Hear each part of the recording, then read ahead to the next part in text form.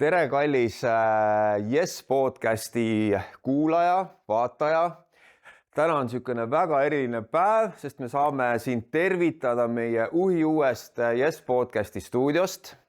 Kes on meie vanad fännid, aastatetagused on meid kindlasti kuulanud, vaadanud, mäletavad, et meie eelmised podcastid läksid eetrisse Tallinnast meie kodugaraažist, aga näete, aastad on mööda läinud. Meil on uus kihvt stuudio ja seekord lähevad podcastid nüüd kõik eetrisse siit Viljandist, meie uuest Lossi stuudiost. Jaa, nii et minu poolt ka tere. Me oleme nüüd sellises stuudios nagu Lossi 33 ja mis me siis siin teeme, me saame pidevalt selliseid küsimusi, et mida te seal Viljandi stuudios teete, mis koha te avasite. Ma ütleks niimoodi, et siin on kohal head maitsed. Saab öelda maitsed juba või? Maitsed olid meil nagu üks mõte, aga kõigepealt lood ja disain ja maitsed või? Ma arvan sellises järjestuses. Jah, et nüüd oktoobri keskel loodame ka väikse kohviku siin avada. Siin on Mari disainipood, siin on meie Yes-kirjastuse raamatupood, siin on meil podcasti stuudio, siin me teeme õhtusööke ja siin me võtame vastu kõiki toredaid inimesi, kes tahavad Viljandisse tulla külla, meiega juttu rääkima ja üldse Viljandit uudistama. Ja me mõtlesime, toome natuke elu Viljandisse juurde. Jah, ja teeme enda elu huvitavaks. Jah, just. See on kõige tähtsam.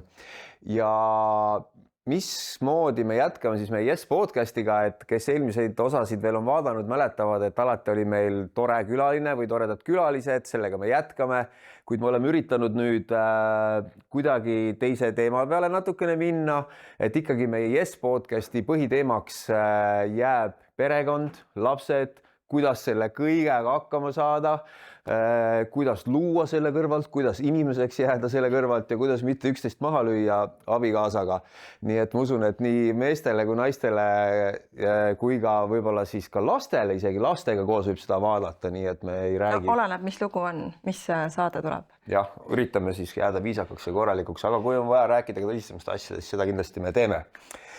Meil on alati külas toredad huvitavad inimesed ja katsun ka tulevikus kutsuda inimesi siia siit Viljandi ümbrusest, võib-olla Lõuna-Eestist, võib-olla neid inimesi, keda nii palju suurde pealinna stuudiosse ja saadetesse ei kutsuta, et rääkida just nende samade päris inimestega, kes on oma pere loomise, oma laste kasvatamise kõrvalt ellu viinud midagi väga ägedat ja on väga inspireerivad inimesed.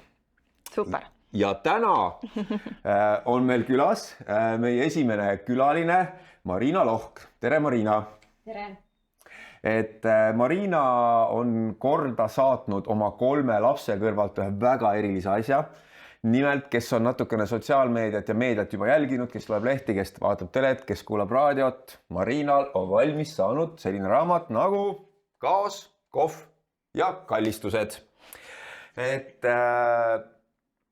me Marinast räägime kindlasti pikemalt, sinu taustast ja kuidas kõik võimalik on, et 3 lapse kõrvalt nii paks raamat valmis saada, sest tegelikult see on ka Yes-kirjastuse üks kõige paksemaid raamatuid, siin on üle 450 lehekülje, nii et see on metsik töö, mis on ära tehtud. Aga esimene küsimus kohe, miks raamat ja miks nii paks ja kuidas see võimalik on? Ja. Tegelikult ma alustaks sellest, et raamatu kirjutamise soov ja unistus oli mul juba siis, kui ma olin kuskil 20. eluaastate alguses. Aga ma mäletan hästi, kuidas ma rääkisin seda oma vanaemale, keda nüüd enam ei ole. Ja et ma tahaks kirjutada raamatu ja tema ütles mulle selle peale, et kuule, et selleks peab ikka elukogemust olema. Et millest sina nagu kirjutad, et sul ei ole ju veel millestki kirjutada. Ja mõnes mõttes ma olen tänaseks temaga nõus, et need kogemused tulid hiljem, mis inspireerisid raamatut kirjutama. Kuigi ma olen tegelikult varem ühe käsikirjaga alustanud ja see on mul pooleli jäänud. Aga tegelikult oled sa ju väga palju kirjutanud ka varem, sest oled teinud ju pikalt ajakirjaniku tööd, sa oled kirjutanud palju artikleid, palju arvamuslugusid. Et kuidas see muutus nüüd, et okei, paneme nüüd kõik need lood ühte suurde raamatusse, et kas natuke hirmutav on olnud alguses? Ei olnud kusjuures hirmutav minu jaoks. Võib-olla just sellepärast, et ma olin harjunud nii palju kirjutama nagu täiesti igapäevaselt oma töös. Aga kui see mõte tekkis, mul oli juba 3 last. 3. laps oli beebi ja ma käisin temaga iga päev käruga jalutamas. Ja ja mul alguses oli mõte, et ma tahaksin lihtsalt teha midagi, millega ma aitaksin teisi emasid ja ka isasid või noh, neid paarina tervikuna. Et kuidas selles olukorras toime tulla, kui sul noh, nagu raamatu alapealkiri ütleb, et kui lapse saamine keerab kõik pea peale. Et see oli see, kuidas mina ennast tundsin juba esimese lapsega, et kõik muutus nagu nii palju ja see oli kõik minu jaoks nii ootamatu. Ma ei olnud võib-olla piisavalt näinud kõrvalt nagu lähedalt, mida tegelikult tähendab lapse sünd. Et mul oli mingid sõbrannasid, kes olid saanud lapsed ammu enne mind, aga ma ei olnud sel perioodil nendega väga lähedane, kuna minu elu oli teistsugune, mul ei olnud endal lapsi ja ma tegelikult ei näinud ja ei saanud teada, mis see päriselt endaga kaasa toob, kui palju päriselt elu muutub. Ja kuna ma ei olnud selleks valmis tegelikult vaimselt, siis oligi see, et minu jaoks tuli hästi paljud asjad tulid üllatusena ja see muutus oli nagu liiga selline drastiline. Ja selleks hetkeks mul oli juba 3. laps ja tekkis mõte aidata siis teisi ja ma ei teadnud alguses, kuidas. Ma alguses mõtlesin, et teeks mingi vestlusringi, siis mõtlesin, et kuidas ma seda teen. Et ma ei saa ju teistele nõu anda, kui ma tegelikult ise olen alles hädas, et ma ei ole nagu ära lahendanud kõike seda, et kuidas siis paremini saaks ja miks on keeruline. Ja ma lasin mõttel settida ja ühel hetkel samamoodi käruga jalutades lihtsalt tuli nagu täiesti ühtäkki selline taipamine, et ega ma olen eluaeg kirjutanud, ma olen kogu aeg teinud intervjuusid ja küsinud inimeste spetsialistide käest siis erinevaid asju ja pannud kirja loona, on ju. Et miks ma ei võiks siis proovida samasugust asja teha raamatu vormis ja just nendel teemadel, mis minul sel hetkel, sel eluperioodil nagu küsimusi tekitasid. Jah, sest tegelikult ega siin raamatus ei ole ainult sina ju kirjutanud, siin on ka ligi 20 spetsialisti, keda sa oled intervjueerinud, kelle abiga sa oled pikemalt kirjutanud kõikidest teemadest. Aga ma näen, et sa oled väga terane naine, et sul oli hetk elus, kus sa tundsid, et sul on endal võib-olla mingi segadus tekkinud ja loomulikult kõik lapsevanemad, ma kujutan ette, et samastuvad, et lapsed tekitavad ellu seda armast segadust. Et selle asemel, et jääda selle suure segadusega üksinda, sa tegelikult hakkasid raamatut kirjutama ja harisid ennast, ma kujutan ette, väga palju sellel alal ja ka leidsid lahendusi või kuidas? Jah, ma arvan, et raamatu kirjutamine ise oli minu jaoks tegelikult üks lahendus, sest see oligi minu jaoks väga vajalik eneseteostus nii-öelda väljaspool kodu ja lapsi. Et kui ma seda hakkasin kirjutama, ma hakkasin tegema neid intervjuusid, rohkem inimestega suhtlema. See oligi täpselt see aeg, kus ma tööle poleks saanud minna veel, sest laps oli beebi alles ja 3 last koos on nagu ka ikkagi suurem asi ja suurem koormus kui ainult üks beebi. Aga see, et ma sain kirjutada mingitel kindlatel päevadel, tegelikult alguses mul oli maksimaalselt 2 päeva nädalas, sest kõige väiksem laps hakkas hoius käima 2 päeval nädalas ja siis ma hakkasin kirjutama. See on nagu väga hea teema, millest ma hiljem kindlasti räägime, on just see, et miks on nõnda tähtis see eneseteostus väljaspool nii-öelda kodu. Vaat see on ikkagi niimoodi, kui enda elukaaslane kuidagi sellest räägib või siis nagu ei kipu nagu seda tähele panema. Ma ei tea, kui Mari on mitu korda maininud sellest. Aga miks seda nii väga on, aga sina kirjutasid ka raamatust ja tegelikult siin on ka spetsialistid on ära põhjendanud, miks see nii tähtis on, et sellest me See on ka üks põhjus, miks ma olin nõus siia podcasti tulemast, et see on hoopis teistmoodi meie omavaheline suhtlemine või see info vahetamine, kui on keegi juures või... Ja, et julged ausalt nüüd rääkida kaamerate ees. Sa kuuled teistmoodi. Nagu terapeudi juures. Aga vaat nagu sa ütlesidki nüüd, et nüüd on hea, et nüüd on siin kaamerad, Eesti rahvas vaatab meid, meil on ka külaline, siis saan ka sinu käest asju küsida, mida ma võib-olla siis päriselt ei ole saanud küsida. Et ma eelmine nädal siin käisin Viljandis ka palju suhtlesin ringi inimestega ja siis ma ütlesin, et me hakkame tegema podcasti, et mida ma küsiksin siis Mari käest seal.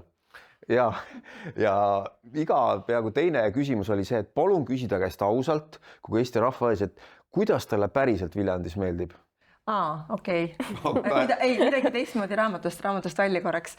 Aga kuidas mulle päriselt? Jaa, sest et kõik mainid seda, et no ja see Instagrami kõik see värk, mis te teete pilte, asju, see on tore, aga kuidas teil päriselt Viljandis läheb?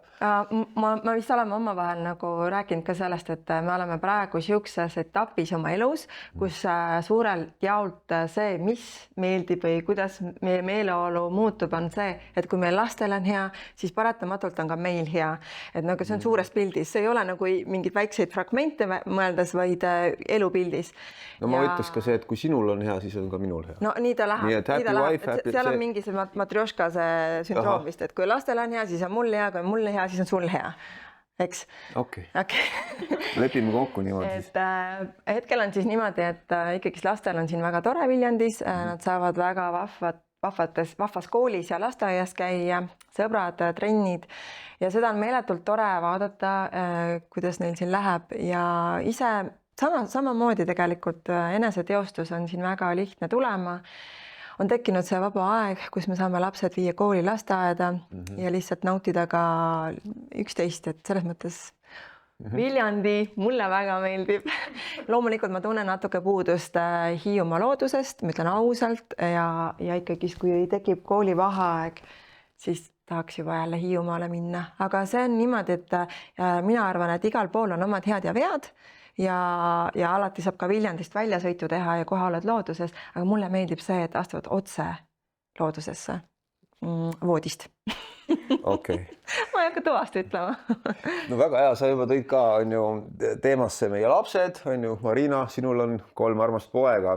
Et kui me lähme nüüd nii-öelda sinna pereteemade juurde ja mis on need head ja vead ja kõik see, mida sa oled ka siia raamatusse pannud, et meil on nagu jube hea, et me siis võtsimegi nagu Marina tegelikult omavahel salaleppisime kokku, et sina oled siis nii-öelda nagu kohtunikuks natukene meile siin, et me saame oma asju natuke arutada ja kuna sina oled nüüd spetsialist, sina tead 450 lehekülge tarkusi, et mida siis teha, kui on raskemad ajad ja ka need, kui on ka head ajad, et meil on üks päris paar põnevat küsimust sulle, mida me pärast küsime, aga kõigepealt, mis üllatas kõige enim, kui sa said lapsevanemaks, mis oli see, et mida sa tõesti ei osanud oodata, et vau, et kuidas see nüüd niimoodi läks, et tegelikult raamatutes kirjutati hoopis teistmoodi?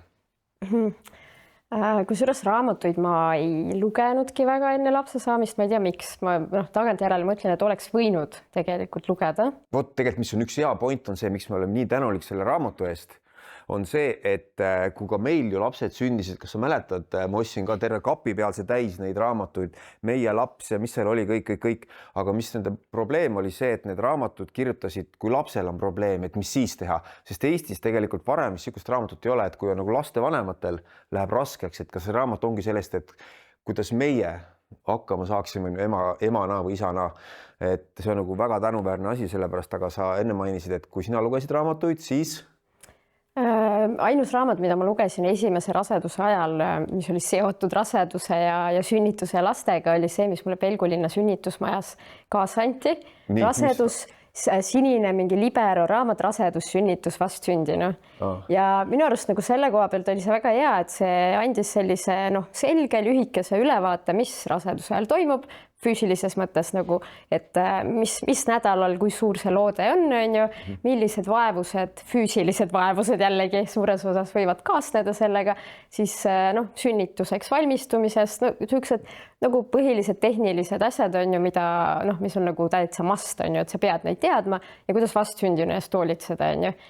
Aga mis sealt nagu puudu jäi, mida mina tundsin, kui laps oli sündinud, oli nagu kogu see selline emotsionaalne pool, kuidas, mida ma ka enda raamatus kajastasin nüüd, et kuidas hormonaalsed muutused juba iseenesest, mis on nagu väga-väga suured naise kehas, on ju, kuidas need mõjutavad ka tegelikult naise meeleolu ja neid tuju kõikumisi, mis võib-olla meestele tunduvad sellised asjad, et naine lihtsalt ongi tujukas, on ju. Et ta võiks ennast natuke kokku võtta ja kuidagi nagu rahulikum olla, et come on, et mis siis on, et see ei saa ju olla nii raske, on ju. Aga miks ma ka tahtsin sellest pikalt ja põhjalikult kirjutades, ma tundsin, et see on selline teema, millest väga vähe räägitakse, millest on tegelikult ka raamatutes väga vähe juttu. Et seda teemat on raske, et kuidas see päriselt kõik mõjutab emotsionaalset seisundit. Kas sina oled siis esimene Eesti naine, kes tunnistab lõpuks, et naised ongi emotsionaalsed ja vahest on hädas oma emotsioonidega ja... mulle meeldis see, kuidas seal raamatus tõid välja, kuidas sünnitoetaja Maret Voites siis nendel kursustel, kus valmistutakse sünnituseks, küsis nii-öelda naiste käest, et kas te olete siis emotsionaalsemad, kui te olete lapseootel ja naised kõik ütlesid, et ei, vist ei ole ja mehed seal selja taga ütlesid, on. Ma ei usu elu sees, et mees ütles seal niimoodi jah, ma arvan, et see vist on see asi, et lihtsalt naine ise olles kõiges selles ei taju, mismoodi ta muutub. Et ja siis, kui sa loed seda, kui mina ka lugesin seda raamatut, siis saadki aru, et jah, ma kindlasti muutusin nüüd tagasi vaadates, aga hea on seda raamatust lugeda ja mehega siis arutada, et näed, et kindlasti need muutused tulevadki ja see on lihtsalt üks osa sellest. Kas me lähme koos sellest läbi? Nojah, aga mis sinu jaoks muutus pärast esimest lapse sündimist oli niisugune vau, et seda ma nüüd küll ei oodanud. Ma ei oodanud midagi sellisest, mitte midagi sellist, et kui raske see on, et minu jaoks oli ikkagi alguses väga raske. Ma tundus kuidagi, et ma olen nii loomu poolest nagu emana valmis, et kõik tuleb hästi lihtsalt ja kergelt, aga tegelikult juhtus nii, et minul oli esimene laps tuli keisriga ja oli hoopis nii, et Jesper pidi esimesed nädala aega meie esikpoeg Aaronit põhimõtteliselt toitma, sest ta ei hakanud kohe rinda võtma, vaid süstlega toitsid teda, pesid, toimetasid ja ma tundsin ennast täiesti läbi kukkunud emana. Et ma mõtlesin, et kui kõik see asi oleks juhtunud näiteks looduses, siis ei oleks mind ega meie last nagu ka ellu jäänud, aga seda ma kandsin endaga tegelikult pool aastat, seda niisugust nagu süütunnet, kuniks ma otsustasin, ma saan lahti selle, sest et poja oli ju kõik terve ja kõik hästi ja ma meeletult muidugi pühendasin lastele ja ma usun, et see on üks põhjus, miks ma olen väga-väga palju lastele pühendunud, sest et ma soovin nendega seda kontakti kohe luua, kuna kahjuks kõik 3 last on keisriga tulnud. Vot jah, meil oli just raamatu esitlus ja siis tegelikult üks emmemaal ütles, et kindlasti vaadake, et ei maini sõna raske. Just ütles, ja väljakutseid esitav on vanemlus ja... Oli või? Ei tohi öelda? Ei tohi rääkida nii, nagu asjad on? Ikka tohib. Ma mäletan veel seda, et kui ma jalutasin Aaroniga linnas ja ma nägin, et mõni lapsevanem tuli vastu 2 või 3 lapsega, siis mulle ei mahtunud see pähe ära, et kui sul on saad esimese lapse ja sa saad aru, kui raske see on, siis sa tead ja sa õpid sellest, eks ju. Aga miks on ometi need lapsevanemad teinud veel 2. või 3. lapse ja ma ei saanud sellest aru, aga loomulikult nüüd on hoopis teistmoodi ja loomulikult ma saan aru. No ongi hea, et tegelikult miks me ka nüüd podcastiga oleme saanud jälle alustada, on see, et nagu mõnes mõttes me oleme selle laste koomast nüüd hakkame välja tulema ja nüüd me hakkame vaatama, oi näe jah, et muidugi Mari on seal ju ja et Marina ja see, et siit olekski võib-olla see järgmine küsimus näiteks Marina sulle, et sina tegelikult oled ju Marina, sa ei ole ema, on ju, sa ei ole kodupärane keegi, et kuidas sa oled suutnud, nagu sul on ka 3 poega, balansseerida seda, kui me rääkisime varem ka sellest eneseteostusest, mis tegelikult on väga tähtis ja võib-olla sa võidki paari sõnaga mainida, et miks see väljaspool kodu, see eneseteostus on nii tähtis just ja kuidas sina oled suutnud nagu balansseerida seda ema versus siis, ma ei tea, nüüd sa oled ka veel üliõpilane on ju, ja sa oled veel ajakirjanik ja nüüd sa oled ka raamatu autor, et kuidas seda hoida siis niimoodi tervena? Nüüd ma ei tohi seda sõna raske kasutada. Aga ma saan öelda, et see ei ole nüüd lihtne.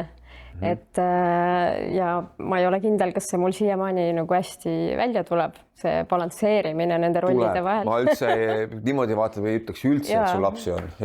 Ainult tööle ja raamatu kirjutamisel pühendud. Nii et... No vot, aga vaata, see ongi see koht, kus nagu endal tegelikult tekib tunne, et lapsed jäävad unarusse. Et nagu kui rohkem asju ette võtad, siis ongi see, et kodu on kohe rohkem sassis, lastele on kohe vähem aega, et tegelikult ma tunnengi, et siiamaani on see keeruline ja miks ma olen ka kirjutanud sellest tegelikult üsna pikalt jällegi oma raamatus, et nagu sellest eneseteostusest ja miks see lihtne ei ole tihti ja miks naistel see üldse nagu nii teistmoodi on ju.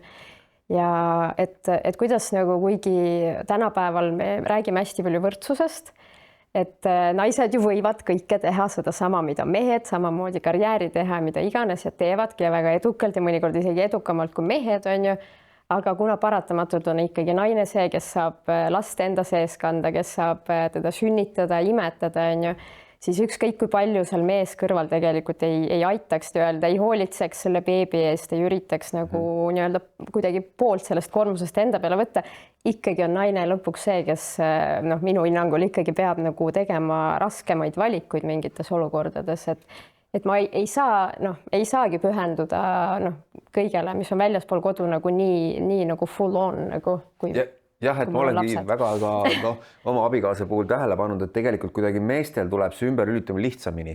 Et meil ei ole nagu seda, vot ma ei teagi, et miks te naised piinate ennast nii palju, et kui Mari läheb kas või oma kleitidega tegelema või mingit tööd tegema niimoodi, siis ikkagi õhtuks on issand, mul nagu südametunnistus nii valutav, et ma oleks pidanud võib-olla tõesti minema lapsele kooli vastu või ei, aga noh, meestel on kuidagi see, et ma olen tööle ja noh, siis on okei, ma olengi tööl. Et kuidas sina oled toime tulnud sellega just selle, nagu sa enne mainisid ka seda, et sul on niisugune see südametunnistus piinab, et ma ikkagi võib-olla ei ole piisav.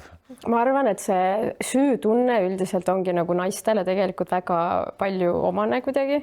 Aga kus ma see tuleb? Kindlasti ei saa öelda, et kõigile naistele on ja ka emadele üldiselt tundub, et on väga omane. On ju.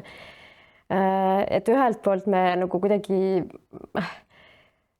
oleme justkui loodud olema sellised ennast ohverdavad rohkem. Et see tuleb loomulikult, et ma ohverdan ennast ja olen oma beebiga ja olen magamata või söömata mingil hetkel on ju ja nagu kannatan selle ära kuidagi noh, et mees võib-olla ei pea nii hästi vastu, kui ta peab ennast ohverdama, on ju. Aga Aga Mari? Ma arvan, et mees peab vastu võib-olla teistel mängumaadel, kui ta peab ennast ohverdama, et selles mõttes mul on niisugune tunne, et lihtsalt naistel tuleb see loomupäraselt rohkem ja kui naine on juba loodud ikkagist last kandma ja sünnitama ja toitma, siis mõnes mõttes see, et me naistena nüüd tahame selle kõrvalt ka veel teha karjääri ja nii-öelda olla väga edukad, siis me astume tegelikult looduse seadustele vastu. Siis loomulikult tekivad peas kuskil ajus on ju mingisugused nii-öelda vastuolud ja me tunneme, et ühtepidi tegelikult peaks seda aega võtma lastega, aga samas tahaks ka seda eneseteostust ja kui sa oled juba sinna oma käe andnud, siis tihtipeale on lihtsam öelda lapsele, et ei, täna ma ei tule või täna ma ei tee, justkui eeldades, et tema peaks kõigest aru saama ja noh, lubada ennast võib-olla kuskile teise maailma, et ennast teostada, aga tegelikult hing jääb alati valutama. Aga nüüd võib-olla siis tänane esimene väikene niisugune abimõte siis tulevastele lapsevanematele ja kõvadele karjäärinaistele, et mis on see üks asi näiteks, et mida sa mõtled, et oleks pidanud natuke teistmoodi tegema, et kui lapsevanemaks sina said ja samas see karjäär oli seal ja et mis on see võib-olla trikk, et kuidas selle vahel paremini balansseerida?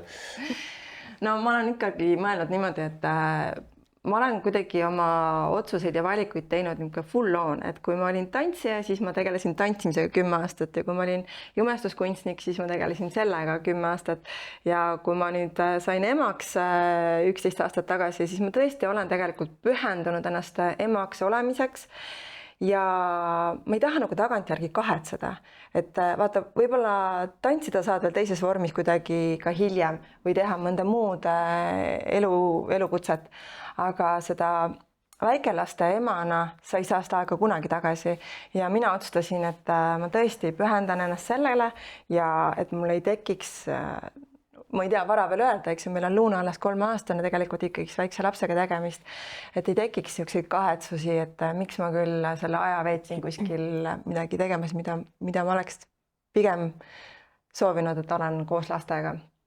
Aga mis ei tähenda seda, et ma mingi ideaalne olen, loomulikult ma tundsin ka ise, kuna meie lapsed on tulnud 4-aastase vahega, siis tegelikult ei olegi niisugust hingamisruumi väga olnud. Et nii kui on esimene laps üks laps 3-seks saanud, siis me oleme tundnud, et läheb natuke kergemaks ja kohe on uus pats ahjus jälle. Aga ma olen teinud nende laste kõrvalt küll natukene sellist tööd, mis lubab mulle vaba ajagraafikuga töötada. Näiteks ma olen laste raamatuid joonistanud ja kirjutanud ja lihtsalt selle jaoks, et ma täiesti nagu aju ikkagist piima täisi läheks. Et minu meelest ikkagist naistel on ka oluline millegagi ka selle laste kasvatamise ja toimetamise kõrval tegeleda, et mitte päris ära kaduda sellesse maailma. Ja Marina, sinu siis see üks väike nipp tulevaste lastevanematele ja karjäärinaistele? No, ma olen täpselt sama tundnud, nagu Mari praegu kirjeldas, et midagi on nagu olnud vaja teha. mingit loomingut, jah, midagi teistsugust, et minna sellest beebi või lapsega tegelemise maailmast nagu välja ja ka oma nagu aju tööle panna ja teha midagi teistmoodi, on ju. Nipp. Ma arvan, et igaüks peab leidma selle, mis on tema jaoks õige, et sest noh, mõni tõesti tahab juba väga pisikese beebi kõrvalt tööle minna, ta tunneb, et noh, ma olen ise kuulnud selliseid lugusid, et tõesti beebi on alles mõnekuune ja see naine tunneb, et ta ei suuda. Et ta armastab oma last, on ju, et võib-olla jälle, et kui ta kuskil avalikult sõna võtaks, siis oleks kohe see, et mis mõttes on ju, et kas sa üldse ei armasta oma last ja ei hooli temast, on ju.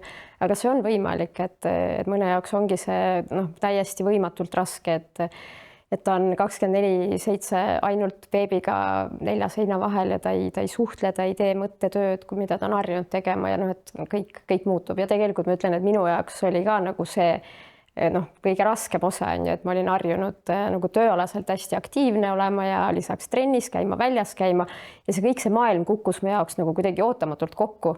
Ja mina küll ei tahtnud beebi kõrvalt päriselt kohe nagu tööle minna. Mul ei olnud kordagi seda mõtet, et ma nüüd läheks kontorisse tööle ja las keegi teine hoiab mu last, et nagu see ei olnud mu unistus nagu kaugeltki mitte, on ju.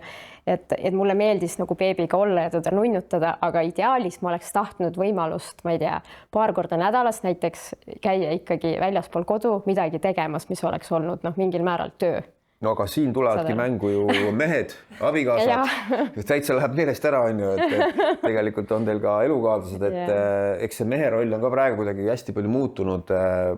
Ma olen vähemalt enda pealt tundnud, ma olen oma sõprade pealt, et ka meie juba arutame mingeid laste teemasid omavahel meestega, on ju, et kuidas hoida, et mis te arvate, et kas see on kuidagi, kas see on sellepärast muutunud, et kuidagi ühiskond nõuab, et mehed rohkem lastega tegeleks või on tõesti see, et naised tunnevad ise, et neil on mingi pinge peal, et peaks nagu ka eneseteostusega rohkem tegelema.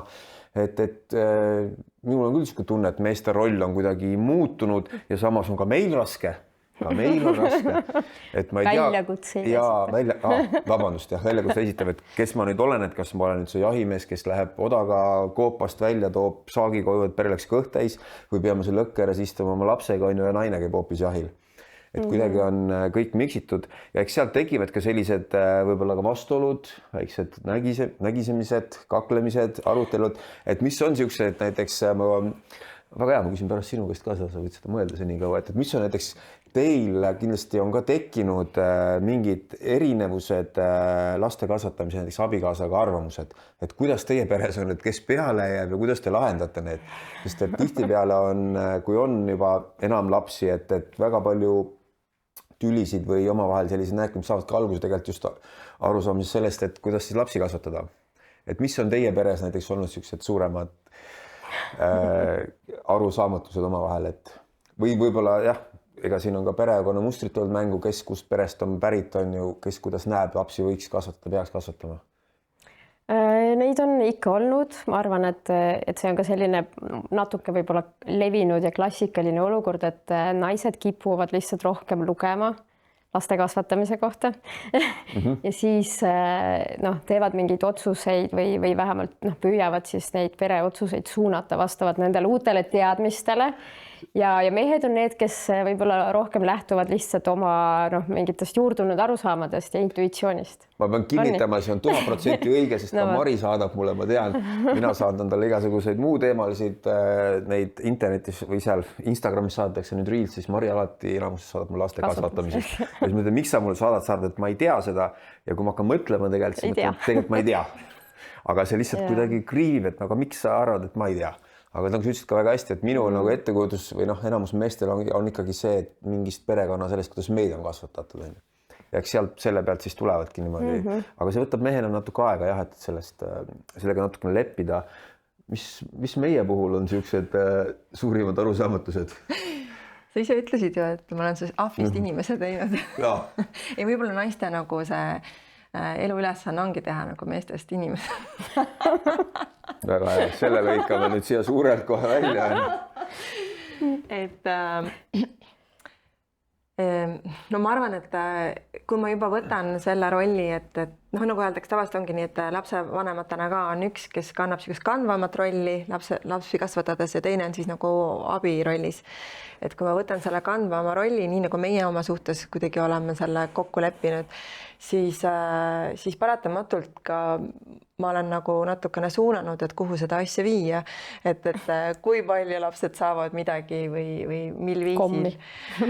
Olgu see komm või ekraan või mis iganes, sellepärast, et kui nagu tegelikult tagajärgedega üldjuhul töötan mina. See ongi see, et jah, just eile oligi teemaks tegelikult, just Marju ütles, et kas sa saad aru, et lapsed ei saa kasvada pelmeenide ja pasta peal, on ju. Siis mõtlesin, nagu issand jumal, et miks. Ja kui lapsed jäävad mõne hetke pärast kuskile viirusse haigeks, siis vaevalt, et. Ja mõtlesin, vaata, kui toredad lapsed on, et miks sa siis küsisid, vanem poeg tuli just kuskilt võistlust ja küsib, sa sõid seal pelmeene.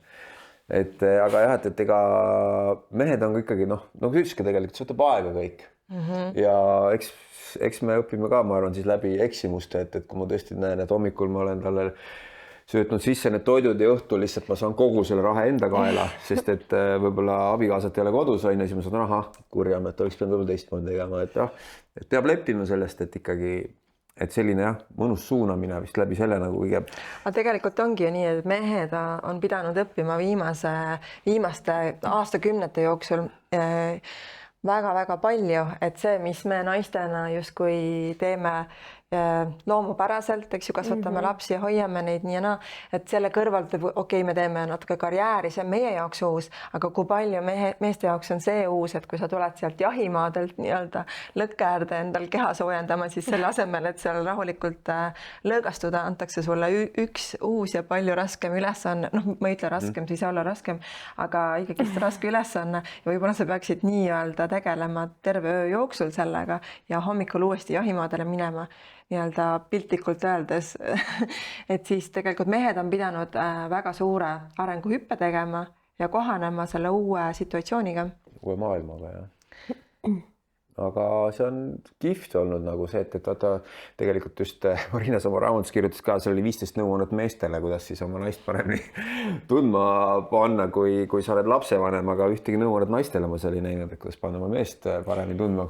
Aga ma mõtlesin selle peale. Ma ei tea, miks mulle see nii kuidagi jäi, aga mulle väga meeldis, seal oli üks tõesti suur asi, et võib-olla see on jälle naiselik oskus seda meestele nagu välja tuua, aga see, et mees peab kasvama ja arenema, tegelikult see õppimine on nagu ülikihvt, on ju, et ükstapuha kuhu suunda sa liigud sa lapsevanemana, õpid sa mida iganes, on ju, kas või 40-ndates, 45-ndates, et see on nagu, aga seda peab oskama jube niimoodi kuidagi, ma ei tea, millal ja kuidas ja kas tõesti läbi Instagrami reelside saatma või et seda. Aga ma lisaks selle kohta, et jah, et kui mõtlema hakata, mul tõesti ei ole vist nagu niimoodi eraldi välja toodud punktidena nõuandeid naistele, aga kuidas mehi ennast hästi tundma panna, aga tegelikult selles osas, mis räägib meeste rollidest, isadusest ja partnerlusest, seal on tegelikult välja toodud, kuna need mehed, keda ma intervjueerisin, nemad tõid tegelikult välja, et mis on need asjad, mida mehed naiselt vajavad, et seal on see info olemas, ta on võib-olla natuke rohkem peidus, aga kuna naised kipuvad nagu rohkem lugema kogu tervikut, siis äkki nad leiavad üles, meestel on vaja rohkem eraldi välja tuua, äkki et nad loevad ainult seda kokkuvõtet. Aga too üks näide, mida näiteks mehel vaja sellel perioodil? Seal oli, see oli nagu üldine, mitte et mis sellel perioodil, vaid, aga see oligi selline universaalne tõde ilmselt, et mehed vajavad kiitust hästi palju. No. Kiitust ja seda tunnet, et nad on olulised ja et naine nagu usaldab ja sellised asjad umbes. Ja, et ma mõtlengi umbes, et isana ka, et tihti peale seal tekib, millest võib-olla mehed ei räägi nii palju, aga on ka, millest me varem mainisime ka seda, et seal tekib nagu mina ja nemad efekt on ju. Et kui on need väiksed lapsed, naine tegeleb oma kõikide nende asjadega ja siis kuidagi mina siis tegelen mingite oma asjadega. Ühe väikse asjaga. et seal tekib võib-olla meestel ja siis ongi niisugune, et võib-olla sa kui naiselt soovid seda võib-olla ellust, mingit intiimsust rohkem ja kõike seda, aga kuidagi seal see punt teeb oma asju kogu aeg seal on ju ja mina olen siis nagu seal, et seal tekib niisugune võib-olla natukene mingi üksi jäämine, kuigi mehed seda kunagi ei tunnista on ju, ehk siis võib-olla ongi, et pöördutakse igal kes hakkab seal alkoholi tarbima, kes hakkab hullu pöörama jalgrattaga sõitma, kes hakkab trenni tegema, kes inimesed, et saada kuidagi seda, et see nagu on ka ikkagi jah, et ka meestel on mingid asjad, mida võib-olla nii palju ei tunnistata, aga ikkagi kuidagi kipub ikkagi olema see, et naised on need, kes siis võtavad selle niisuguse laste kasvatamise rolli. Aga nüüd veel, et võib-olla kui meil on niisugune nõuandenurk jälle siia vahepeale ka, et see tähendab ka seda muidugi, et naised kipuvad rohkem üle pingutama selle lapsevanemlusega. Et kuidas on nii suured silmad tulid mõlemal? et mis on võib-olla need nipid, et siis mitte nagu liiga, mulle meeldis, kuidas sa vaatad nüüd praegu, et mitte üle pingutada nagu just selle lapsevanemusega ja mitte ka läbi põleda nii-öelda emana, et sa lihtsalt tunned nagu, et noh. No meil oli ju selline, on olnud mitmeid selliseid vestlusi omavahel, et mida teha, et kuidas edasi minna nii, et ei tekiks sellist situatsiooni, kus oled sina ja oleme meie, et noh, siis mina lastega ja tegelikult mingil hetkel ma ju küsisin su käest, et kas sa soovid siia koju naist või tahad sa perenaist, et see on nagu ülimalt oluline, kuna noh, me elasime ka näiteks Hiiumaal on ju ja tihtipeale on tänapäeval pered niimoodi, et ei ole enam kohe võtta kas või näiteks teisest toast vanaemat või mõnda pereliiget, kes saaks aidata ja seda väsimust ja ülekoormust nagu vähendada, vaid meie elasime tol ajal Hiiumaal, meil ei olnud tõesti mitte kuskile kellegi kätte neid lapsi jätta, me pidime kõike seda žongleerima nii-öelda paarissuhet ka laste kõrvalt, mis igaüks teab, eks ju, et see on nagu meeletult raske, eriti kui neid on mitu erinevas vanuses, kõik tahavad tähelepanu saada ja samas tahaks ka olla nagu naine oma mehele, siis üks hetk ma ütlesingi, et aga mul ongi vaja lihtsalt nagu abi ja et võta lapsed, mine jalutama nendega, tee nendega midagi, selle ajaga mina saan taastuda ja saan nii-öelda tagasi olla naine ja võtta meid ja oleme siis nagu kõik koos jällegis nagu ühtne perekond, et ei tekiks seda niisugust lõhestumist. Mis on? Ma tahaks öelda, et see ongi see kõige suurem muutus, millest me räägime tegelikult, et kuna meil ei ole neid vanaemasid ja teisi pereliikmeid tihtipeale nii lähedalt võtta, on ju, see ongi, et kuna nagu naine ja mees jäävad selle beebi või laste eest hoolitsema sisuliselt kahekesi, on ju, noh, kui ma räägin endast, siis mul nagu päris nii ei ole olnud, et mu enda vanemad on väga lähedal ja nad on päris palju aidanud, aga ikkagi nad käivad tööl, ehk siis nad ei ole saanud lihtsalt suvalisel ajal, suvalisel päeval kohe appi tulla, on ju. Et sellest ongi tekkinud see, et ühelt poolt naine tahab lisaks lapse kasvatamisele midagi muud teha, on ju, mingit tööd ka teha, midagigi, on ju. Ja teiselt poolt mees on lihtsalt nagu paratamatult sunnitud sellesse rolli, kus ta peab naisele asendama seda muud küla ja tugivõrgustikku nii-öelda. Jah, Hiiumaal ma asendas isegi sõbrannasid. Ja no vot, et ma saan aru, et see ongi hästi keeruline. Et sealt kindlasti tekivadki ka juba nagu pinged ja see, et siis peaks ju kuidagi leidma selle aja, et nagu kahekesi olla, on ju, aga et kui kogu aeg olla nagu kahekesi selle beebiga rakkes nii-öelda, et see ongi väljakutse. Jah, kindlasti, et seal muidugi tekivad sellised huvitavad nagu vastuolud ongi see, et kui näiteks mina mehena mõtlen, et okei, me saame lapse või niimoodi, siis ma tahaks pakkuda oma naisele seda, et ära sina muretse nagu nii-öelda selle rahalise poole pealt ja sellepärast, las mina käin tööl, oled seda, et hoolitse sina kodu eest. Mina arvan, et see on nagu naisele kõige parem asi üldse, mis saab olla. Aga tegelikult on hoopis see, et vaata, naine ei taha seda nii väga palju, et tegelikult tahaks ka seda eneseteostust, ma tahaks ka tegelikult tööl käia. Et kuidagi see töö mõiste või selle töö tegemine on nagu ajas nii palju muutunud, et varem oli seda, et võib-olla ma ei taha, ma tahaks kodus olla, aga nüüd on näiteks inimesed rohkem teadlikuks saanud, et tegelikult töö enam ei ole see töö, et enamus inimesed ikkagi tegelevad sellega, millega nad enamuses soovivad tegeleda. Mis neile meeldib. Ja mis neile meeldib, et on jälle ajad nii palju muutunud, nii et niisugune vana aja mudel võib-olla on oma aja ära elanud, aga kas siis miks siis varem nagu ei olnud nii palju neid probleeme ja me ei tohi öelda, et raske oli olla lastega kodus naistel on ju, et kuidagi aastakümneid tagasi ei olnud nagu nii kõvaks teemaks see, et naistel on vaja eneseteostust ja kodus väljaspool käia, kui on lapsed kodus, et kas siis praegu sa emad on kuidagi nõrgemad või sa rääkisid väga põnevalt sellest teemast, et kuidas on nüüd järsku see tulnud, et on 500 leheküljelised raamatud, kuidas olla lapsevanem? No see raamat ei rääginud sellest, kuidas olla lapsevanem, on ju. Aga ma arvan, et üks asi on see, et kuna me saame lapsi hiljem enamasti, on ju, kuidas keegi, aga ikkagi statistika näitab, et üha hiljem. Ja kui ma enda puhul mõtlen, et noh, ma ei oska öelda, kuna ma ei ole seda kogenud, ma võin ainult arvata, et kui ma oleksin võib-olla, ma ei tea, 20. eluaastate alguses saanud lapsed, et see oleks olnud teistmoodi. Mul oleks energiat olnud rohkem, ma ei oleks veel jõudnud nii-öelda nagu karjääri teha nii palju, on ju. Ma oleks võib-olla tundnud, et noh, et ma olengi nii noor, et mul on niikuinii kõik veel absoluutselt ees, on ju. Versus siis see, et kus sa nagu midagi oled juba saavutanud, sa juba oled keegi, sa nagu oled harjunud mingisuguse eluga, on ju. Ja siis sa jääd järsku sinna koju ja siis ja noh, mitte ainult nagu töö, vaid üldse kogu suhtlus nagu jääb ära, on ju. Et need asjad kindlasti. Et kui ei ole ka seda tõesti neid vanaemasid, õdesid ja ka sõbrannasid võib-olla, kellega nagu igapäevaselt lihtsalt niimoodi koos olla, on ju, et mitte olla lihtsalt beebiga ja õhtul on siis mees ainuke täiskasvanud inimene, kellega sa päeva jooksul räägid, on ju. Et nagu need asjad, ma arvan, et teevad nii suure vahe juba. No aga kuidas siis hoida seda emotsionaalset kõrgpunkti või niisugust naisena ka seda niimoodi noh, ka oma mehega seda ellust ja intiimsust seda, et tegelikult kui sul on nagu 3 last, siis mulle vahepeal tundubki, et kogu elu on lihtsalt to-do list nagu, et seal ka päev lihtsalt sul on mingi list ja siis sa paned robotid kuni õhtuni ja noh, siis on nüüd nagu see hetk, et noh, nüüd peaks nagu naise koos olema, siis nagu, et sorry, mul pole mitte midagi sulle lihtsalt anda, et noh, peaks lihtsalt kuskil 2 tühja sidronit. Ja siuke, lihtsalt ma tahaks telefonis vaadata mingit lihtsalt, et aju oleks niimoodi, et kuidas seda hoida nagu siis, noh, seda öeldakse, et see on siis nii oma paakide täis hoidmine on ju, et emotsionaalselt eriti, et sul oleks ka lõpuks see, et kallis naine näed, et mina nagu tunnetasin üks hetk, et ma ei saagi, võib-olla üks asi ka, mis pingeid tekitas, on see, et paljud naised on öelnud ka niimoodi, et oled kodus ja tegeled väikse lapsega ja siis tuleb koju mees ja sa eeldad, sa usud, et kohe tekib see hetk, kus ta ütleb, oota, mine nüüd, mine võtta see 2 tundi, et ma võtan beebi või mis iganes või lapse. Aga seda üldjuhul ei tule, arusaadav, mees tuleb ka kuskilt jahimaadelt, on väsinud, mis iganes.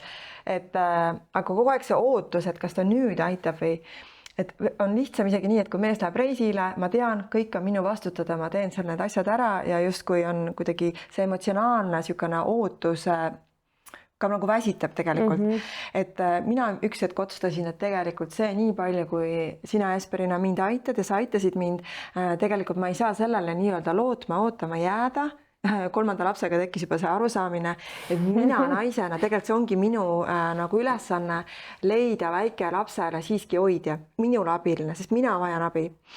Et ma ei saa panna Esperit naise rolli ja ma hakkasin ise otsima abi, et kas ikkagist kuskilt, ikkagist mõnda lapse hoida, kedagi, keda ma usaldan, saaks kas või paariks tunniks tulla, ma saaksin oma paaki täita ja see ei tule Esperi paagi arvelt nii-öelda, et just oli nagu väga oluline, et just alla 3-aastaste laste puhul see nii, kui palju mees saab aidata, siis mees peab ikkagi väga palju oma sellisest mehe rollist nagu välja astuma. Mulle vähemalt tundus sinu puhul, sa oled võib-olla nii mehelik mees. Kõik on jälle hästi. Viimase lausega nii hästi päästsid kogu selle story ära, aga sest sa oled nii mehelik mees, nagu kellele meeldiks seda kuulda. Aga see, mis sa enne alguses ütlesid ka, et on väga kihvt, et tegelikult kui sind kodus ei ole näiteks, mul on lihtsam lastega olla ja mis enne mainisid seda, et ma ei eelda ja ma ei oota, et keegi mind aitab, sest ma tean, et ma olen nüüd üksinda ja ma pean hakkama saama ja asi toimib, aga nii kui kuidagi me oleme võib-olla koos, siis on niisugune, et natukene peidad kuskile toanurga taha ära, et äkki nüüd ma ei pea, et äkki Mari tegeleb on ju lastega või kuidagi niimoodi, et seal käib kogu aeg üksteise niisugune mäng nagu on ju, et niisugune, et kui sulle kellegi veel loota, siis tegelikult nagu asi toimib, et kuidas teil kodus on? Ma olen sama kogenud, praegu tundsin täitsa nagu ära meid ka selles jutus just selle koha pealt, et koos olles nagu siis kumbki ilmselt eeldab, et teine tegeleb mingi teatud asjadega, mis on lastega seotud ja siis kui mõlemad eeldavad, siis tuleb paratamatult hakata rääkima, et kuule, seda oleks vaja teha. Et ja ongi, et kui sa nagu pead siis mõni õhtu või päev nagu üksi lastega hakkama saama, siis tundub, et nagu mingil määral on justkui lihtsam just sellepärast, et sa tead, et see vastutus lihtsalt ongi ainult nagu sinu peal. Okei, lähme nüüd natukene veel rohkem sügavuti, et mis on meeste jaoks, kui me rääkisime seda, et mis nagu muutub mehe ja naise suhetes hästi palju, kui tulevad lapsed, on ju, kui teil on 2 või 3, siis on veel eriti hullumaja, sest sa ei saa vetsus käia nii, et keegi ukst ei lõgista või te ei saa kahekesi oma aega kuskil, sest keegi ukse taga ei karju või röögi. Et kas on mingid siuksed mõnusad nipid näiteks, et kuidas omavahelist sellist intiimset suhtlemist ka säilitada, et me ei räägi nüüd ainult seksist, et kuidas, kus nurga taga seksida või millal autos salaja on ju, vaid pigem just, et selline just mehe ja naise vaheline just siuke ellus kallistamine, üksteise hoidmine, et ma tean, et meil on siuksed mingid väiksed nipid, mida me alati üritame elus hoida. Et kas kõik naised tahavad teada, mis nipid need on. Sa oled küsinud meilt küsimusi, ma küsin sinult vastan. Jaa, no esimene asi on see, et kuna me nüüd oleme juba sellises eas, kus märkame väga vara. Ma ei tea sellest midagi. Ja, et jah, me oleme ka sellised kella 6:30-7 ärkajad, et siis on ikkagi kuidagi hommikune see, mis me oleme jätnud see sükene kaisutamise aeg, et sükene 10 minutit, kui me ärkame üles, siis on niimoodi, et kes enne märkab, see hakkab tagumikuga teise poole liikuma ja näiteks üksteist kaisu, et see on niisugune 10 minutit, mis tegelikult annab nagu ülikihvti stardile tegelikult päevale, et sa saad nagu oma kuidagi selle armastuse ja sellega mehed tahavad ellust, ei ole ainult see, et tahaks ainult seksida, et saad kuidagi selle helluse kausi täis omal, on ju. Ja siis, kui veel lapsed saab ilusti kooli saata või kuskil ära ja alati siin on ka meestele väike õpetus, et kui naine kutsub alati sind koos endaga duši alla hommikuti, siis ei tohi kunagi ei öelda. Ja naised, kutsuge oma meest hommikuti koos duši alla, et need on mingid hommikused siuksed hetked, sest millest me oleme aru saanud, me varem tegime seda, et kuulge, teeme selle päeva ära, paneme lapsed magama ja siis võtame oma aja. Aga noh, siis on 2 siukest sidrunit ainult seal, et seal ei olegi midagi teha. Et võib-olla see siukene, minu jaoks mehena nagu väga toimib see hommikune elluse jagamine ja siuke olemine. Aga millised on teie nipid? Kuidas teie olete suutnud seda hoida või on näiteks raamatus kuidagi kirjutatud sellest ka, et sa tegelikult ju teinud väga palju intekaid seal, et just ka, kuidas seda paari suhet hoida ja kuidas sellega, et saaks hakkama ja oleks ka nii-öelda kõigil need niimoodi kausid täis. Ma arvan, et 3 väikese lapsega nad ei ole kunagi kõigil täis. Et vähemalt mul on selline tunne, et meil on kindlasti aidanud selline teadlik ajavõtmine, kui lihtsalt lapsi ei ole kodus, et kui ei ole võimalik olnud nii nagu teil, et lapsed lähevad lasteaeda nagu tööpäeval on see 2 olemise aeg, et siis näiteks minu vanemad on lapsi hoidnud nädalavahetusel. Et aga siis on ka endalegi peab nagu meelde tuletama, et alati on ju see to-do list on nagu hästi pikk, on ju. Mõtled, et kui lapsed on kodust läinud, et ma nüüd teen kõik enda asjad ära. et teadlikult see aeg võtta nagu teineteisele ka, see on hästi oluline. Et ongi see to-do list korraks ja pere to-do list lihtsalt tõsta kõrvale. Ma isegi ei mõtle pere to-do listi, vaid enda isiklikku to-do listi, et lihtsalt nagu mõtled, et ma sain nüüd aega, et kus ma nagu lastevabalt saan mingid asjad ära teha, mida nädala sees võib-olla ei jõua, et see selline prioritiseerimine, et mis praegu tegelikult kõige olulisem on, seda peab kogu aeg tegema jooksvalt. Mina olen nagu tunnetanud, et aeg-ajalt ka, et kui mõnikord on niimoodi, et saad need lapsed ükskord ära anda, aga omavahel on siuksed pinged juba tekkinud, et ei tahagi nagu lihtsalt enam nagu seda koos olla või tahad, südames tahad, aga lihtsalt kuna see pinge on tulnud vahele, siis see ei õnnestu, et siis, et naisena, ma ei oska meeste eest rääkida, aga ära tunnetada, et millal hakkavad tekkima pere pilti nagu pinged ja siis tegelikult organiseerima selle lastevaba õhtu või siis nädalavahetus, mis iganes, või siis see, et ma võtan lapsed ja annan näiteks hingamisruumi sulle. Et mina hakkasin tunnetama, et see on ülimalt oluline neid aeg-ajalt siukseid pause teha, võtta teadlikult ja nagu naistena me ju tunnetame väga hästi ära, et millal meil hakkab nagu mingisugune kausike täis saama ja nagu sa ütlesid, et kui mul on hästi, siis on ka sulle hästi, eks ju, et me tihtipeale oleme mõnes mõttes selle pere tujude autorid. Et kui meil on hästi, siis me jaksame kõike seda hoida üleval ja olla need armastavad ja naeratavad naised, et ise nagu naisena teadlikult tekitada ja võtta lihtsalt seda hetke. Ja see puhkus jah, just, et meestena ka, et hästi palju räägitakse, kunagi ei tohi vihasena magama minna ja alati tuleb kõik asjad ära klaarida ja kõik. Ma olen nagu täiesti selle vastane, sest ma mõtlen nagu meie vahel ka, kui palju on olnud neid hetki, kus ma õhtul mõtlen lihtsalt nagu on ju, ja siis ei hakka midagi üldse klaarima, vaid aga vaata, see on juba teadlik, see on niisugune teadlik üksteise peale natukene kuri olemine vist või natukene teadlik see, et me üksteisele ei meeldi, aga me lähme magame ära ja hommikul ärkad üles, saad aru, et jumal tänatud, et ma ei hakanud nagu seda asja klaarima, on ju. Et just see laste foonil see väsimus ja kõik see, et sa ikka, noh, sa ikkagi lähed nagu lolliks on ju mingites asjades ja sealt hakata klaarima, et ei ole vaja aralt ära klaarida kõike õhtul. Et tegelikult on see päris kurb, et kui me nagu paarina võtame oma aja, aga tegelikult me oleme mõlemad nii väsinud või nagu mingid asjad on nagu meile niisuguseid pingeid tekitanud, et me ei saagi nagu anda endast parimat sellel koos olemise ajal. Et kui sa kunagi tegid neid etendusi, mida naised tegelikult tahavad või mehed või? Kummad need olid? Kui ma teaks, mida naised tegelikult tahavad, siis ma arvan, ma ei oleks üldse millegipärast muretsenud. Et sa tegid üle 170 esinemise, mis käisid.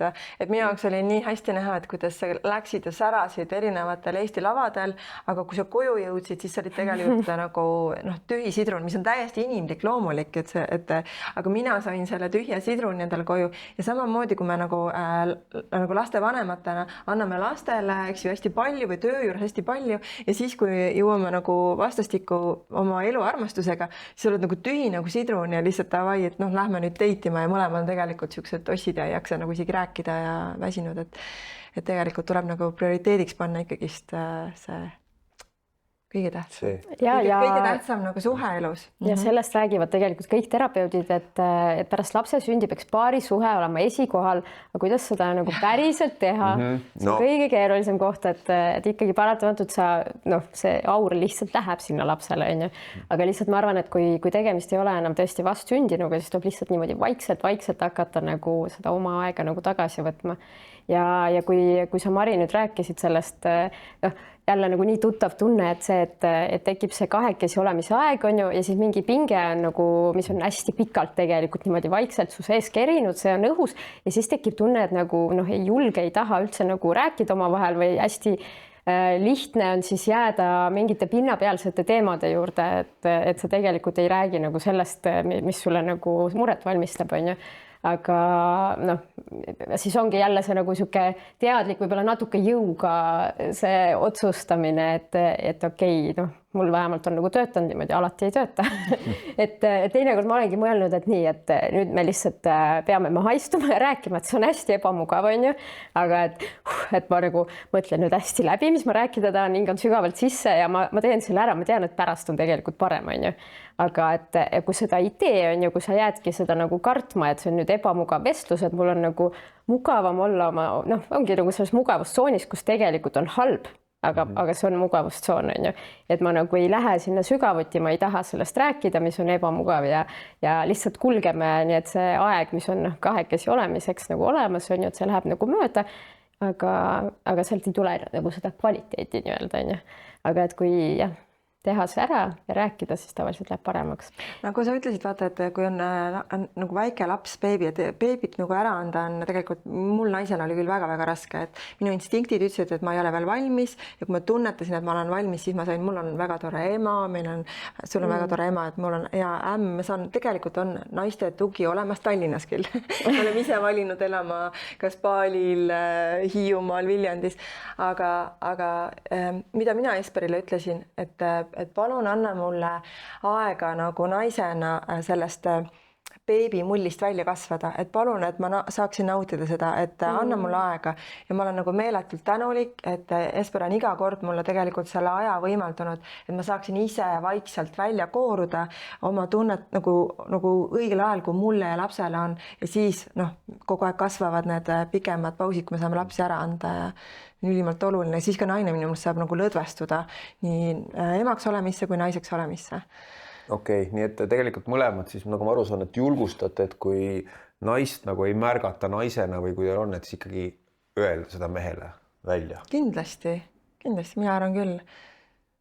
ja minu meelest ka seda, et tegelikult ikkagist ka alati nagu meest ikkagist heas pildis välja tuua, et võib-olla kui on väiksed lapsed ja sa pead kogu aeg tegelikult, isegi ma ükskord kuulsin niisugust lauset, et emaks olemine on päris nagu maskuliinne roll ja mulle esmalt mõtlesin, et kuidas nii, et seal on kõik ju seotud nagu naiselikkusega, aga tegelikult sa pead mega palju kontrollima või noh, vähemalt sa pead nagu ülesandeid andma ja midagi keelama, kontrollima, hoidma kogu aeg niisuguseid piire, mis on tegelikult naiselikule naisele päris väsitav, et mingist hetkest sa tunned, et ma ei taha enam nagu kellelegi öelda ja siis, kui veel on abikaasa ka või elukaaslane, kellele omakorda pead ülesandeid jagama, siis see ei ole tegelikult nagu meeldiv tunne, et siis sa tahaksid pigem nagu, et oota, millest ma hakkasin rääkima? Kuidas mehi kasvatada, et meestest daamist tuleks inimene? Aga jaa, mul kusjuures raamatus on ka tegelikult sellest juttu, et Merliis Sulg oli see, kellega me rääkisime nagu polaarsustest paari suhtes ja naisenergiast, meesenergiast ja tema mainis tegelikult sama asja, mis sina ütlesid, et kui naine on just selles rollis, et ta mitte lihtsalt selles imetava ema rollis, vaid kui me võtame kogu terviku, et sa oled koduperenaine või on juba mitu last, on ju, sa tõesti nagu organiseerid seda kõike, mõtled läbi, mida, kuhu, kellele vaja on, kuidas ja millal ja nii edasi, on ju.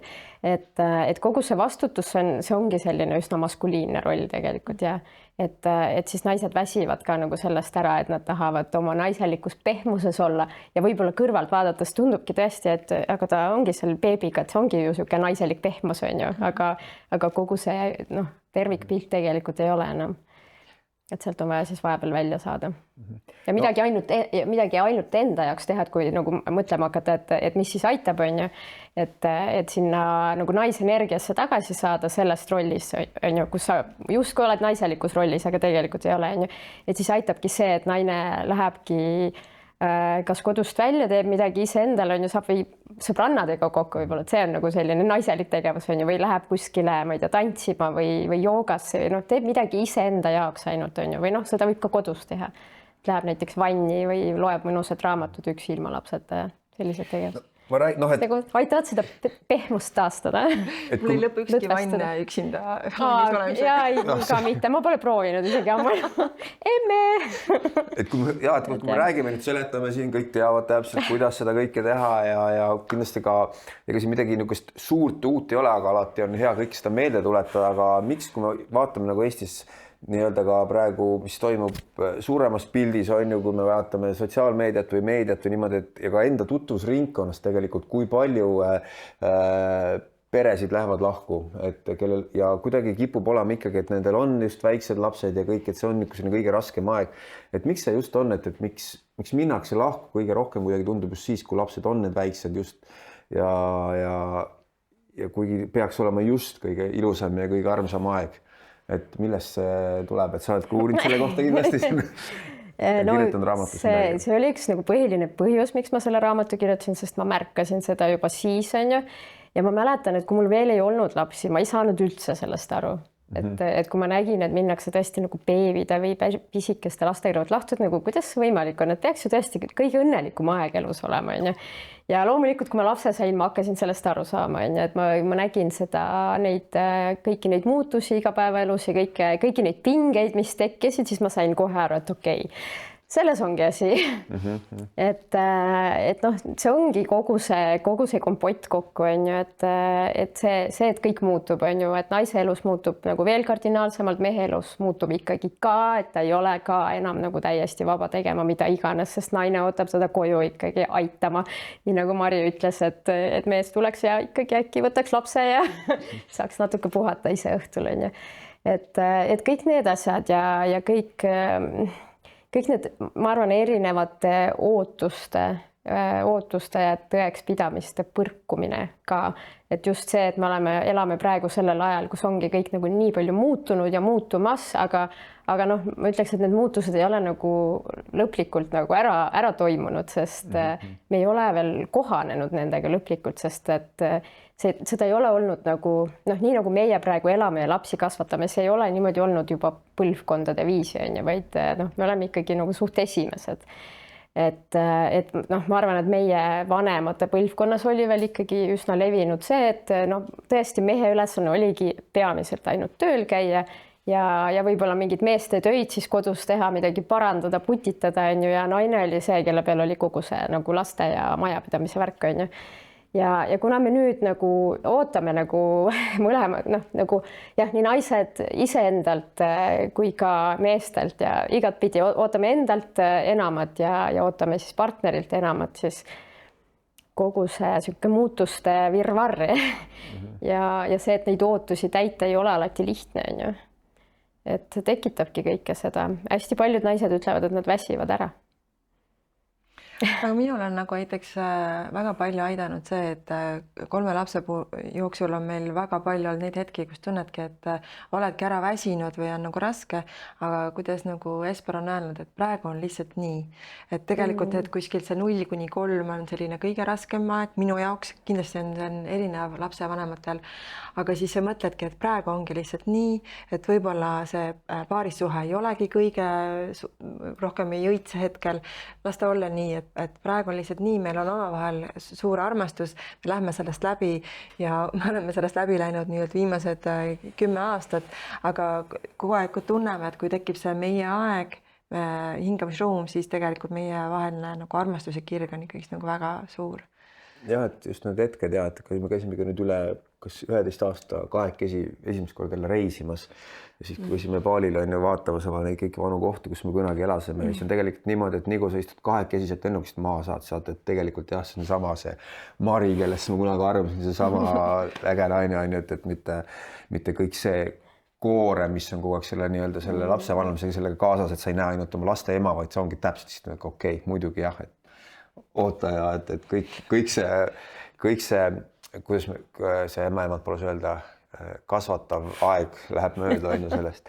Aga me hakkame vaikselt otsi kokku tõmbama, aga mõtleks võib-olla kihvti mõtetega lõpetaks siin peagi, et ma küsin, mis see lapsevanemlus nagu näiteks sulle on õpetanud võib-olla armastusest ja elust nagu kõige rohkem, et mis see kõige suurem õppetund, et te hakkate ka vist, ma kutsun seda lapsekoomaks, siis sellest välja tulema vaikselt, et mis on nagu kõige siuksem, et näed, et lihtsalt lugege raamatut ja saate sellega hakkama ja kui see kõik läbi on, siis tegelikult vot see õppetund on see, mis nagu noh, näiteks sinu enda puhul oli kõige siukse võimsam. Ma ei tea, kas ma oskan nagu juba sellist kokkuvõtet enda koha pealt teha. Kui sa räägid sellest lapse koomast, siis ma lisaks siia juurde, et kui pärast teist last ma tundsin mingi hetk, kui ta oli 2-aastane vist, et kuidagi kõik hakkaks kuidagi mõnusaks minema ja nagu kergemaks ja rõõmsamaks ja toredamaks on ja siis tuli 3. laps. et praegu tegelikult 3. laps saab kohe 5, aga ma tunnen, et ei ole ikkagi nii, et kõik on nagu selline lihtne ja roosiline, kui 2 last koolis käivad ja noh, seal tulevad mingid oma asjad, oma teemad juurde on ju, et varem võib-olla mulle tundus, et kui esimene laps läheb kooli, et siis on nagu, et kõik läheb lihtsamaks, aga tegelikult üldse ei läinud. Ja ta tegelikult läks meil natuke liiga vara kooli ja sellega tulid nagu omad raskused. Et siis ongi see, et ma ei saa hetkel öelda, et kõik on väga hästi ja roosiline ja elu on juba ilus, sest et ma tunnen, et on ikkagi nagu selline keeruline periood ja võib-olla minu jaoks see ka, et ma nagu mingil määral nagu otsin alles ennast, et ma nüüd kirjutasin raamatu ära, nüüd ma läksin hoopis magistrisse õppima natukene nagu teist eriala ja aga valgus paistab. Ja, valgus paistab absoluutselt, aga lihtsalt, et see kõik toob kaasa oma nagu väljakutseid endaga.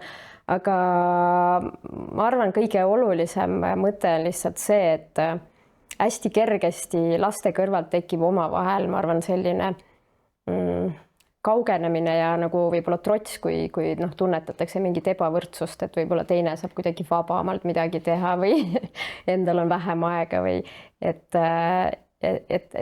kõige olulisem on sellist tiimitunnet nagu hoida, et teineteist nagu toetada ja aru saada, jah, et ühelt poolt siis nagu te ütlesite, et see läheb mööda.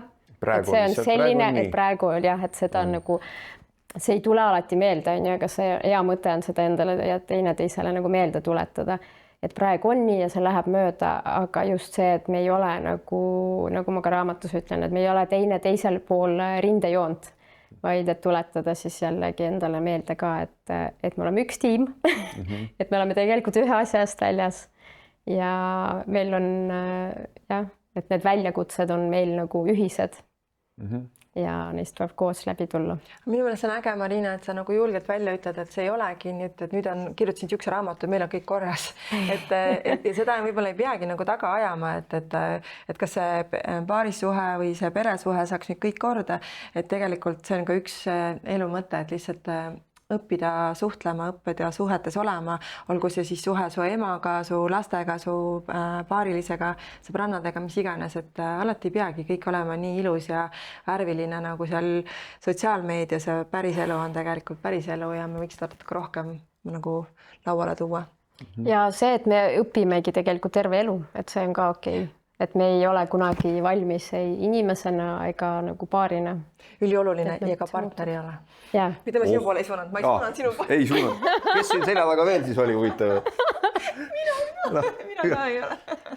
Ja, et võib-olla mehel nagu alati, et kui ma mõtlen nagu mis sellest, kogu sellest lapsevanemast sellest ongi, et tegelikult see nüüd sa hakkad aru saama, et tegelikult see õppimine on kihvt ja äge, ja ikkagi peab ütlema ka seda, et ikkagi ega naised ikkagi ei tee vist inimesi on ju, et mees teeb ikkagi ise endast inimese, et see enda inspiratsioon ja kihvt, et see õppimise koht on võimas ja äge ja ega elu läheb edasi ja meil on see valgus ikkagi väga akna taga, nii et väga kihvtid ajad ja kihvtid inspireerivad ajad ja näha nagu millisena kui sa läksid kunagi sinna kogu sellesse tegemisse 10 aastat tagasi, millisena on nagu välja tulnud, et see loomingut ja inspiratsiooni ja tegelikult kui sa võtad elu nagu palju lihtsamini ja kergemini, et tegelikult on nagu et see on kihvt tunne nagu, et niisugune nagu hakkad keskkooli jälle lõpetama, et kogu maailm on su ees lahti jälle 45-sena, et see on väga inspireeriv. Ja kusjuures ma tahaks öelda siia juurde, et minu meelest nagu